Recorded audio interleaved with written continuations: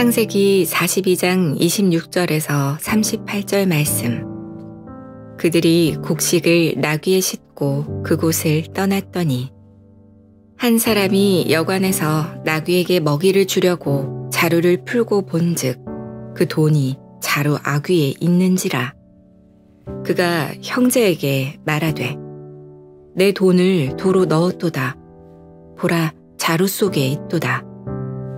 이에 그들이 혼이 나서 떨며 서로 돌아보며 말하되 하나님이 어찌하여 이런 일을 우리에게 행하셨는가 하고 그들이 가나안 땅에 돌아와 그들의 아버지 야곱에게 이르러 그들이 당한 일을 자세히 알리어 아뢰되 그 땅의 주인인 그 사람이 엄하게 우리에게 말씀하고 우리를 그 땅에 대한 정탐꾼으로 여기기로 우리가 그에게 이르되 우리는 확실한 자들이요 정탐꾼이 아니니이다. 우리는 한 아버지의 아들 12 형제로서 하나는 없어지고 막내는 오늘 우리 아버지와 함께 가나안 땅에 있나이다 하였더니 그 땅의 주인인 그 사람이 우리에게 이르되 내가 이같이 하여 너희가 확실한 자들임을 알리니 너희 형제 중에 하나를 내게 두고 양식을 가지고 가서 너희 집안의 굶주림을 구하고 너희 막내 아우를 내게로 데려오라. 그러면 너희가 정탐꾼이 아니요 확실한 자들임을 내가 알고 너희 형제를 너희에게 돌리리니 너희가 이 나라에서 무역하리라 하더이다 하고 각기 자루를 쏟고 본즉 각 사람의 돈 뭉치가 그 자루 속에 있는지라.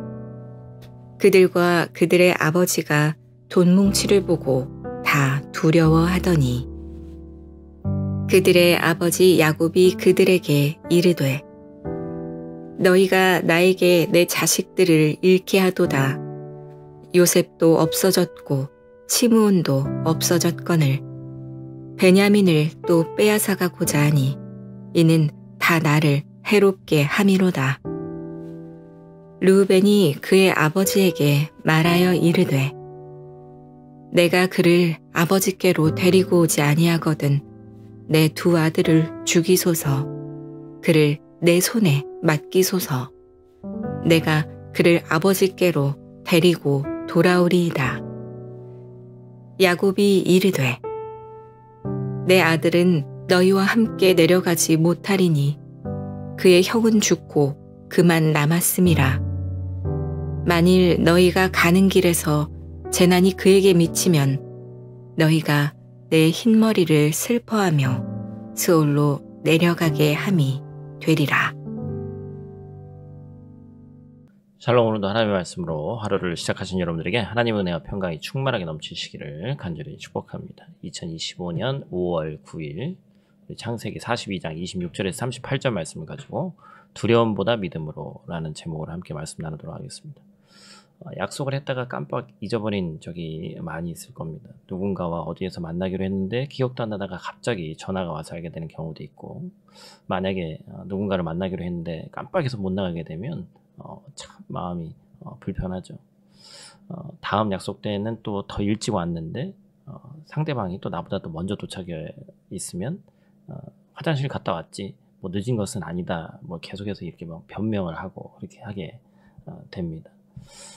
사람이 사람과의 어떤 약속이 있는데 그 약속 가운데서 어떠한 것을 잘 지키지 못한다고 하면 그 마음이 참 불편하죠.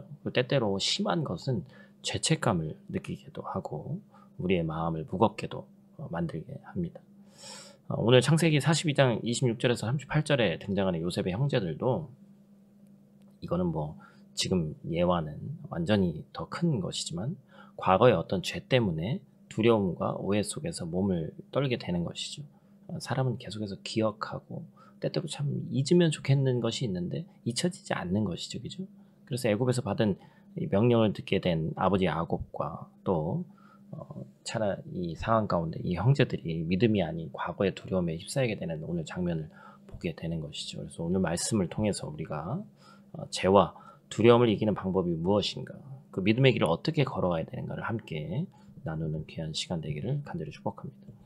오늘 본 말씀 통해서 우리가 첫 번째로 기억해야 될 것은 과거의 죄는 결국 두려움이 되어 돌아온다라는 것이죠.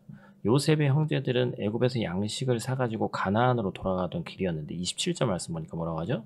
한 사람이 여관에서 나귀에게 먹이를 주려고 자루를 풀어본즉 그 돈이 자루 아귀에 있는지라. 놀랍게도 곡식을 사면서 지불했던 모든 돈이, 그 비용이 고스란히 자루 속에 들어있어요. 여러분, 돈이 생기면 야 이거 횡재했네, 공짜로 얻었네 하면서 막 좋아해야 되는데 이 형제들이 곧바로 두려움에 사로잡히죠. 이제 애굽 사람들에게 도둑으로 몰리게 생겼구나. 정탐꾼이 아니라고 증명이 왔는데 이 돈 때문에 그들의 결백을 의심하게 만들 상황이 된 것이죠.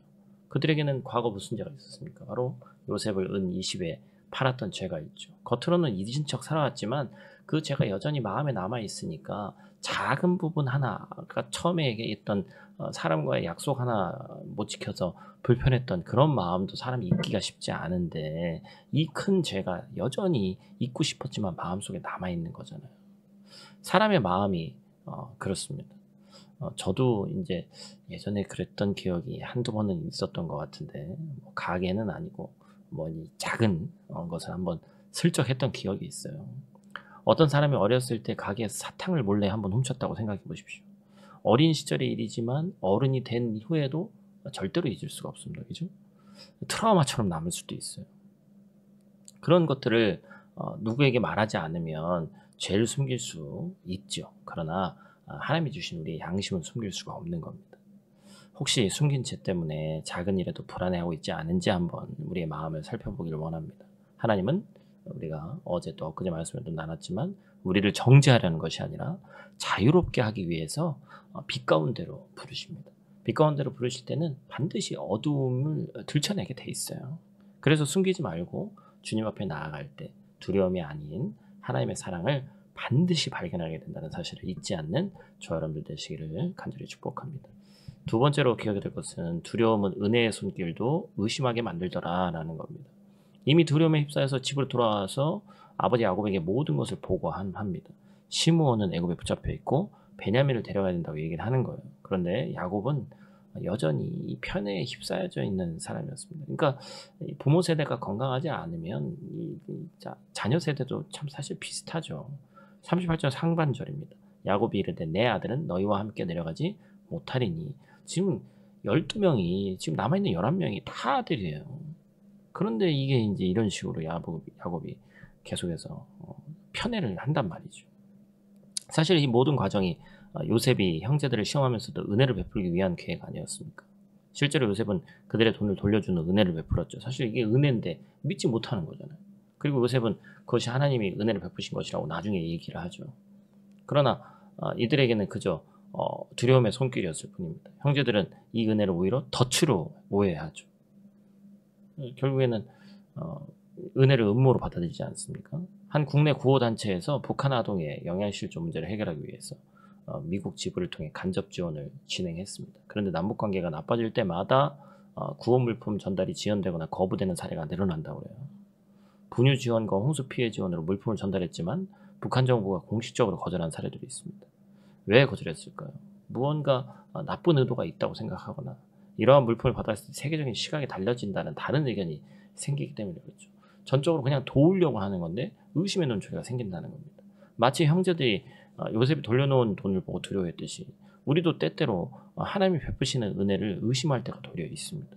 뜻밖의 주어진 기회나 갑작스러운 도움을 하나님이 주신 것이라고 생각하지 못하고 혹시 뒤에 무언가 있는 거 아니야? 이러면서 이제 겁을 낼 때도 있죠. 신중한 것과 겁내는 건 다른 것이죠. 그러나 하나님은 분명 우리를 해치기 위해서가 아니라 살리기 위해 은혜를 베푸시는 주님이신 줄 믿습니다.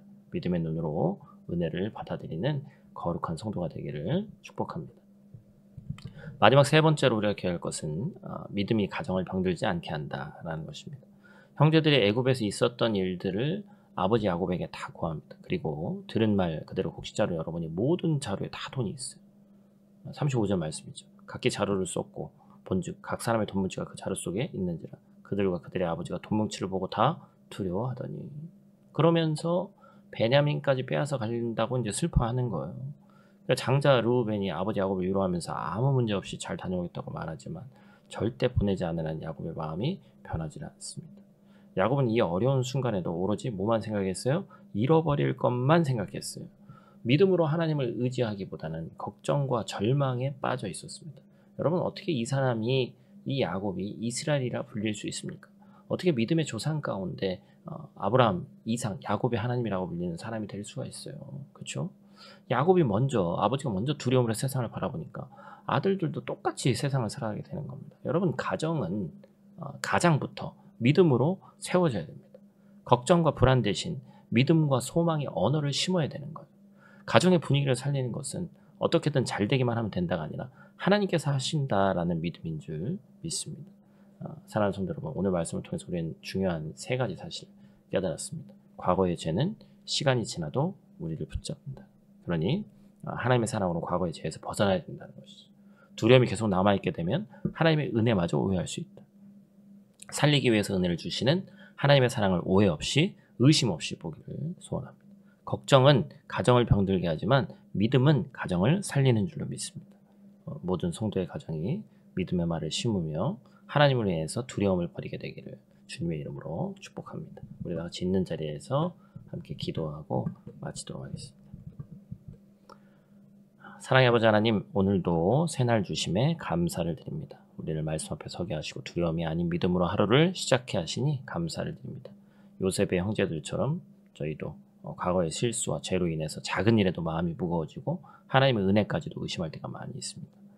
우리를 빛 가운데로 부르셔서 정결케 하시고 하나님의 주시는 은혜를 감사함으로 받을 수 있는 믿음 허락해 주시고 반드시 어두움을 내어놓아야, 빛 가운데 내어놓아야 밝은 것이 비치고 정결하게 된다는 사실을 잊지 않는 우리 될 수 있도록 도와주시옵소서. 우리 각자가 속해 있는 가정을 위해 기도합니다. 야곱처럼 두려움에 사로잡혀서 걱정만 하는 가정이 아니라 믿음으로 하나님을 바라보며 온 가정을 살리는 믿음의 가정들 될 수 있도록 하나님 도와주시옵소서. 우리 안에 걱정 대신 믿음, 절망 대신 소망의 언어가 흘러나오게 하시고 하나님께서 이끄시는 삶임을 날마다 고백하는 귀하고 복된 인생들 될 수 있도록 하나님 도와주시옵소서. 예수님 귀하신 이름으로 기도드립니다. 아멘.